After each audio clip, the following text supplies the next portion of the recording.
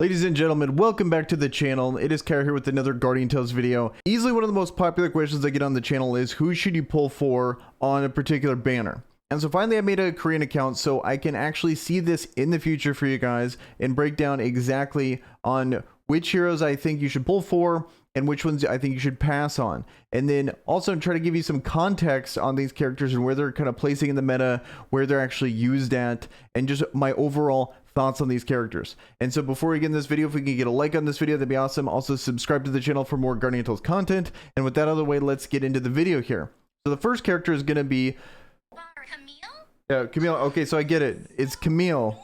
Okay, everyone keeps saying in comments that it's exactly like how Mayreel pronounces it. So Camille. So the first hero is going to be Camille. How good is this hero? So I think Camille is absolutely incredible.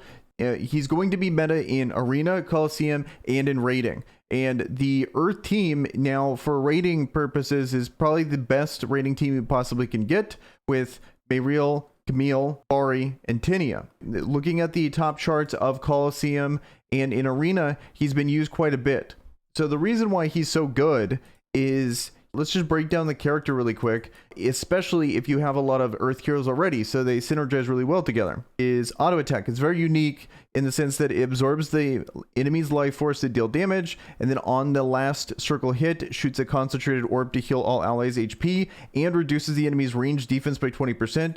I think if you guys have been following the channel at all, you guys know exactly how much I like this reduction of defense on characters, and you'll notice on the exclusive weapon, when we get to it in a second, that it makes it to where immediately it applies that ranged defense reduction. And then that's also going to apply anytime you see that kind of defense reduction, you're getting a ton of damage on there. It makes a massive difference in the overall DPS output of the character and then the characters you bring with you.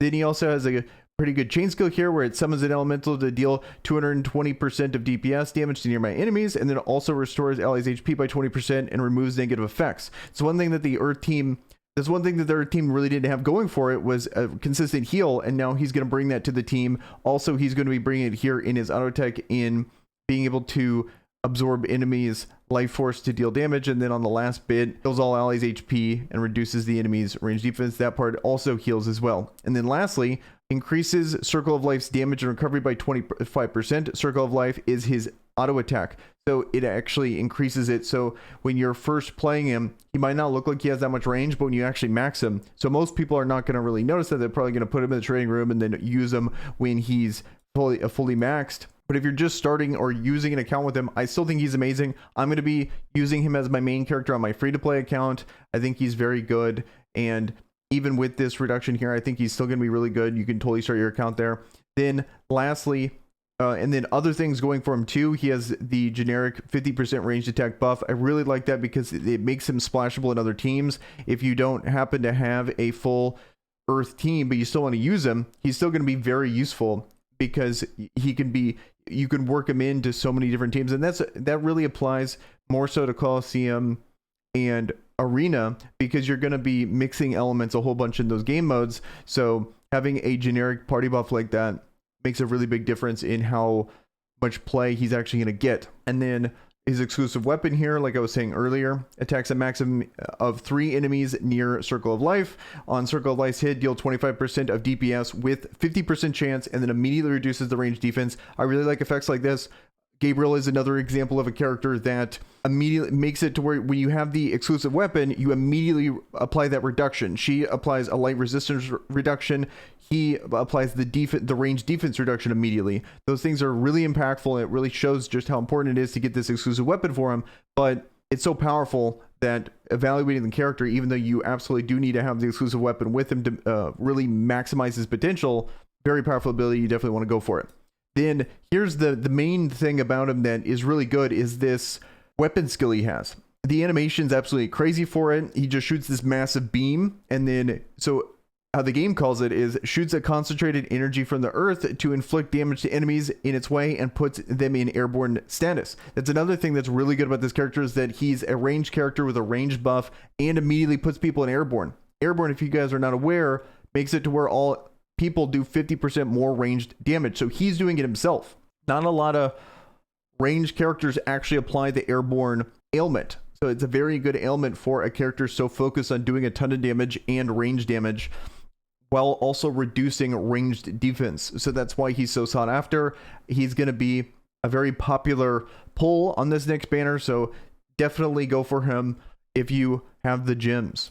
He's definitely top priority of this banner for sure. Then to end it all off, he is a god character, and potentially with announced content in the future talking about god characters, him being a god character potentially could mean that he's even more valuable than we know. Since we don't know what that content's going to be, it's hard to speculate, but knowing that he's a god character could only be a good thing.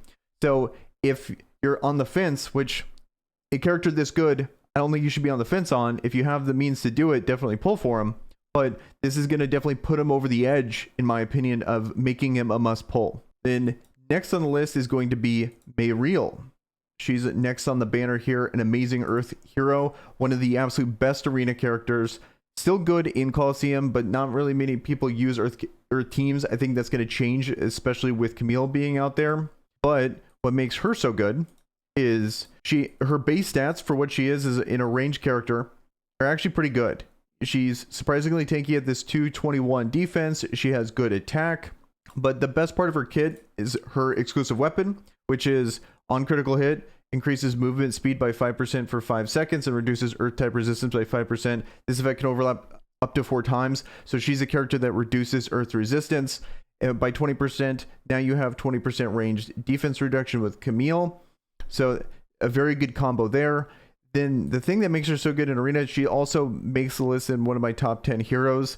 Every month she's been on, ever since she's come out, she's made that top list to give you an idea of just how good she is. She also has an amazing weapon skill where it bursts out concentrated energy in front and inflicts damage, puts enemies in down state. It's a big explosion right in front of her, but it comes out so fast that it's really good in Arena and really good in PvE content. It's just overall an amazing ability.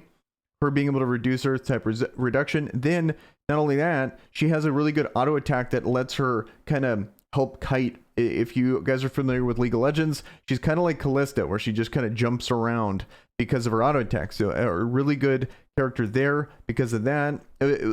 All those things added up mean she's a really good character. Then to kind of finish it off, she has a chain skill where it shoots a ray that inflicts 400% of DPS damage to enemies in its way. It's a very high percentage there. As you can see with Camille, that was only 220%. So 400% is one of the highest you can possibly get. Then if Bari's on the team, increases the damage by 30%. So lastly, her special ability, Communion, she also buffs Bari. So if you really invested in Bari, if you're a player that started in the beginning, Bari was one of the best, if not the best character in the game. So she also makes that initial investment that a lot of people did really good, because if Bari's in the party, increase damage by 30% and decrease by 30% damage taken by Bari. So it makes Bari tankier and gives her more damage. Very good passive there. It's kind of interesting. This first and only passive, I believe, kind of like this, where she's buffing another character. So it's increasing the value of a previous investment in this game. So I think that's a really interesting passive there, that she's already an amazing character. To give you an idea of just how good she is, she doesn't even, essentially in Arena and stuff, she doesn't even use her special ability, and people still put her as one of the highest / best characters you could possibly get in Arena. And I think that says a lot about her, because a lot of characters' best ability is their special ability, or one of their best abilities. So it's kind of interesting. I've never really thought of it that way, but I think that is an interesting bonus for Mayreel. Just speaks to how good she is. So I think those are easily the top 2 characters when it comes to pulling for this banner. So the next character on this banner is going to be Bari. So this is a character that I think in the beginning, if you look at any advice in Guardian Tales from the beginning, Bari was right up there, one of the best heroes in the game, and that was very true at that time.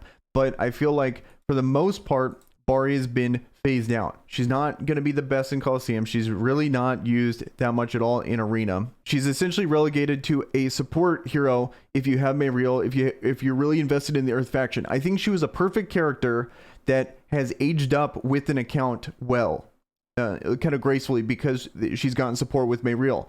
But she's not a character to really invest in now, unless you're really passionate about doing well in raids and you happen to start the game a little later. Maybe you got Mayreel, but you didn't get Bari. That would be the only time I can think about really getting her, just to kind of round out that roster. But for most people, I don't think she's worth pulling for because she's just not really used anywhere except raiding. And granted that her team is like the highest damaging team you can possibly do in raiding at the moment. I believe people are hitting like 18, 19 million to give you an idea, and just in one run, which is insane.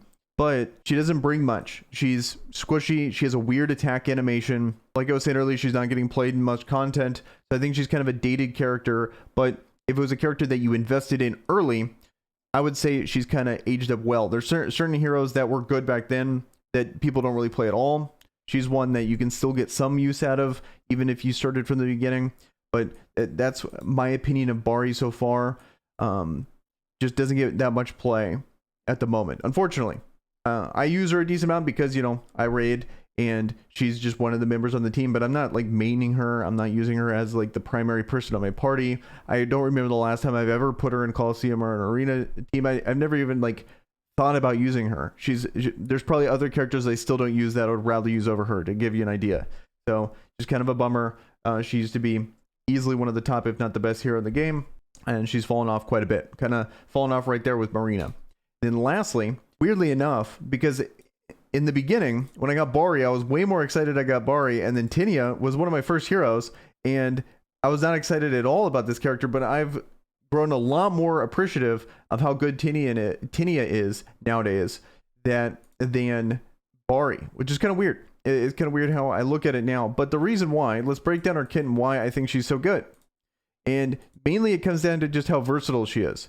And it's a couple things here. Let's talk about her auto attack first, which is wind arrow, shoots 3 arrows at once, shoots a more powerful arrow to longer distance by 30%. Then desert arrow jumps in the air and shoots arrow on hit, carves Tinia's symbol on the enemies and decreases their defense by 10%. Tinia's symbol can be carved up to 2 times. So she gets that 20% defense reduction. She also has the generic 50% ranged attack. Those two things alone make it really nice because she has a defense reduction that is not tied to an exclusive weapon. That means it's not tied to a specific element. So she's very splashable in a lot of teams. And she has the 50% ranged attack buff, which means she's very splashable in other teams too. So 2 things that are really useful. Very similar to Nari. That's why if you look at teams, Nari and Tinia are very interchangeable. They both have 50% ranged attack buff. They both have the defense down. And then she has a very good chain skill, in especially the part where she is taking people from injured and putting them to airborne. So I was talking about the ranged characters. Shoots arrows that inflict 30% of DPS. Storm. So what I was talking about, characters that put people in airborne status. She's another character that does that, and she's a ranged character that is very good to have that ability there. And it does 300% of DPS. And Storm Arrow inflicts an extra 150% of DPS on the number of times Tinia carved her symbol with Desert Arrow. So an amazing chain skill there. Then lastly, when using Desert Arrow, attacking speed increases by 30% for 3 seconds. The damage inflicted by enemies decreases by 30%, so it makes everyone a little tankier by not taking as much damage. So overall, very good character. Mainly, she's been relegated to sometimes in Coliseum, but easily one of the staple raid characters. This is one of the premium raid characters you can possibly get because she's not just used in Earth teams. She's the best character in light teams as well. You can splash her probably in water teams too if you want to. There's other options there, but she synergizes well with those teams because the things that really matter, they're generic and can be splashed, and you can just put whatever weapon. You could put a water weapon on her. You could put a light weapon on her. And that's why she's so useful in all these things. And then lastly, she brings this amazing chain skill of injury to airborne. So having that on the team is absolutely essential for a ranged team to be able to do the most possible damage. So now we got Camille and we got Tinia both knocking people up in airborne. So that's going to be multiple parts of the chain where they have 50% extra damage. So she's really crucial for that team. But I don't think she's really worth pulling for. This is a full late game character. So you got to be pretty advanced on your roster to ever consider pulling for this character. So to recap on the characters that I think are absolutely worth pulling for, or to recap on exactly my opinion on just strictly not on how good the characters are, but just should you pull for them, I think the first one to look at is Camille. He's absolutely incredible. I think if you have the means to do it, definitely pull for this guy. This is a no-brainer pull. I think he's the closest to a must pull we've had in a very long time. If you're debating between Arena and him, I would say 99% of cases, you should probably go for Camille. Unless, you know, you don't have Ogma, don't have like any tanks at all, then sure, go Arena. But if you have any tank, even Future Princess as your only tank, I would still probably keep it that way and then save up for Camille because he's going to be used for a very long time. Next is going to be Mayreel. I think she's absolutely amazing as well. This is going to be a character that if you have Bari already, for example, if you already have Tinia, for example, and you're looking for more Earth characters, she's going to definitely, she should definitely be on your list to consider pulling for, because she's just such a good character. She's top tier in Arena, top tier in Coliseum, top tier in rating. She's just one of those best characters. This is, you know, top tier hero. It's just surprising that they were able to make a hero even better, in my opinion, to outweigh just both of these characters. If you went all in on either of these, let's say you already have the weapon on one, like let's say you already had her weapon, definitely pull for her. You will not regret it. She's amazing. Bari, like I was saying earlier, I don't think she's worth pulling for unless in very niche cases you understand that she's really not used too much, but you're really passionate about raiding, so you want to pick her up because you want to, you know, help your raid out, and her teams are really good. That if you go for her, it kind of means you also need to go for Camille, in my opinion, because there's in no universe should you ever choose her over Camille, in my opinion. And then lastly, Tinia. This is probably one of the most late game characters you can possibly get in the game. She's on the par with Lucy and Veronica, where she's very splashable in a lot of raid teams. She's really the glue that kind of finishes out the team, but she's not really used too much in, except maybe in Coliseum. You can kind of throw her in there. Not really used in Arena. So this is a late game character that you should only pull for if you already have Mayreel, already have Bari, and you are definitely getting Camille. Then you, whatever leftovers you have, you can totally get Tinia, because any person that is wanting Tinia for that reason, they're going to want Camille as well, and Camille's better. So that's how I would look at it. Camille's going to be, in all situations, should be the first pull. And then if you want to get other ones for those reasons, then by all means go for those other heroes, but Camille should 100% be the priority. That's my opinion on this banner. Let me know in the comments below if you guys agree, disagree, or if you guys have any more questions about this particular subject. And with that, guys, I am out. Peace.